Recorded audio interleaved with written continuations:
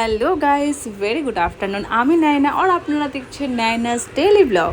তো আবারও এসে গেছে একটা নতুন ভিডিওর সাথে। তো আজকে ভিডিওটা একটু অন্যরকম। আজকে কোথাও একটা ঘুরতে যেতে ইচ্ছে করছিল, কিন্তু সেরকম সময় ছিল না, তাই ভাবলাম যে কোথাও একটু ঘুরে আসি সামনাসামনি কোথাও।